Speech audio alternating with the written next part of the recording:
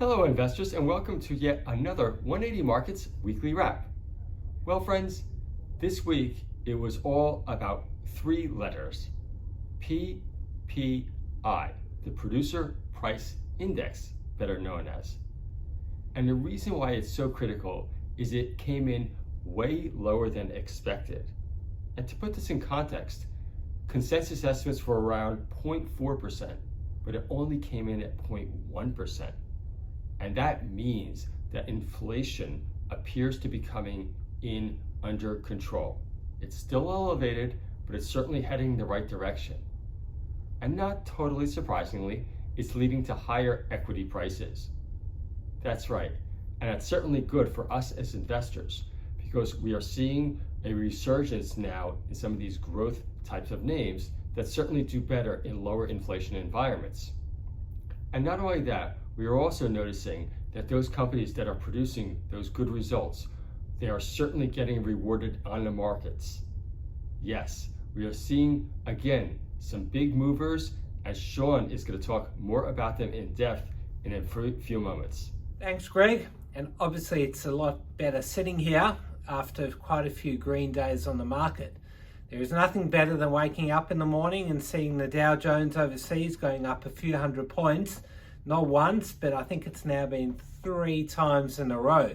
Hopefully the good times continue. Quite a few placements this week, and let's start off by looking at the 180 Markets platform. Currently there's 2 live.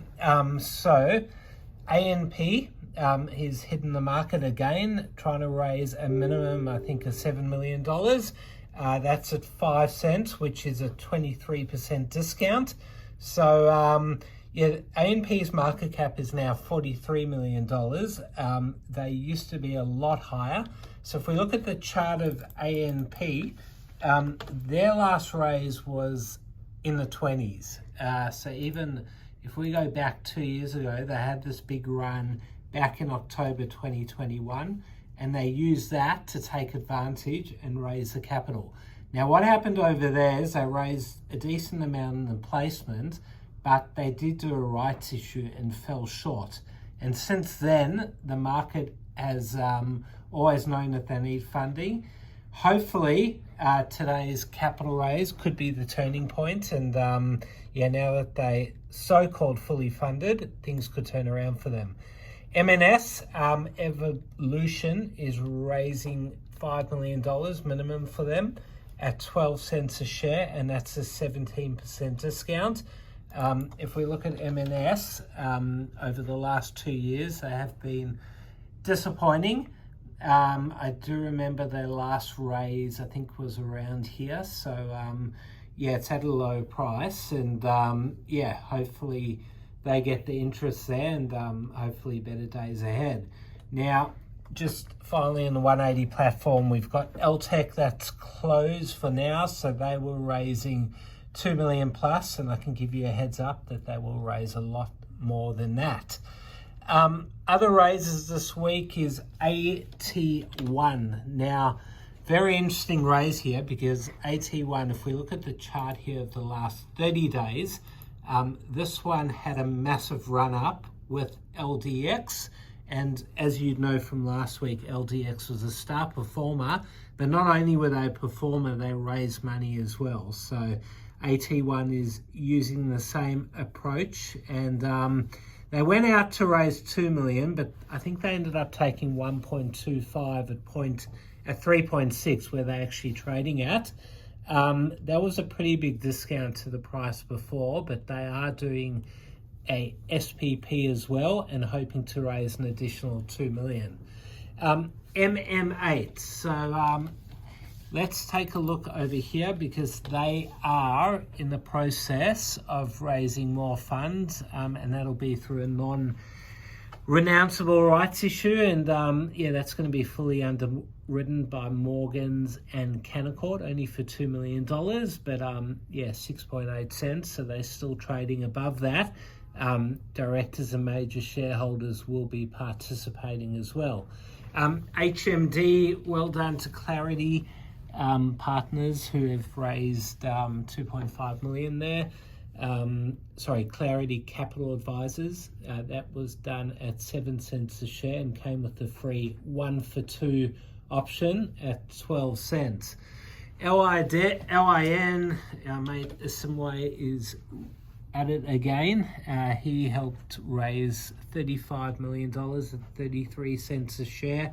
Euros were on there, and that's to facilitate $10 million of the third tranche placement of their latest acquisition. So strength to strength for Lindian. I don't know why I've got a 20-year chart there. That's going back before the camera boy was even born. Let's just look over the last 5 years, because this stock was trading all the way back down here at about 2 cents, and now raising money at 33 cents has done really well. Other raises this week, SUH is halted for a rights issue, so we don't know the price, we just know it will be a rights issue and no placement. GRX raised money at, not sure what price, sorry, I haven't looked yet. CAV raised at 0.45, so they had a massive run up early in the week and took advantage and raised at 0.45. I think it was $3 million. And just finally, AHK is in the process of raising at 29 cents. All right, as we said, quite a few movers this week. Now, the one that I'm going to look at first is 1CG. So they are currently up 88% today. This stock used to be UUV back in the day. I remember it used to trade at 0.1, 0.2, but they did a consolidation, and obviously a lot more shares are able to be traded. So this morning they announced that their revenue growth has surpassed 90,000, and yeah, I mean, that may not sound that good, but yeah, obviously things are on the up there as well. Now, another company that has really got the traders interested this week was ME1. Now, a lot of people won't know that, but this is the old CPH, a bit of a dog. But no, yeah, it's a great company, and they announced during the week that their revenue was up 105%. So that was for the quarter on quarter, and hopefully for ME1, it's all upwards from there. As we mentioned before, CAV had a massive run and raised money. Let's just look at the 30-day chart, because we didn't look at it before. So it pretty much tripled in a few days of hectic trading. They did make an announcement, and then straight after a capital raise, and that seems to be the latest theme. NIS, big run. I think that was on Wednesday. Let's look at the chart over there.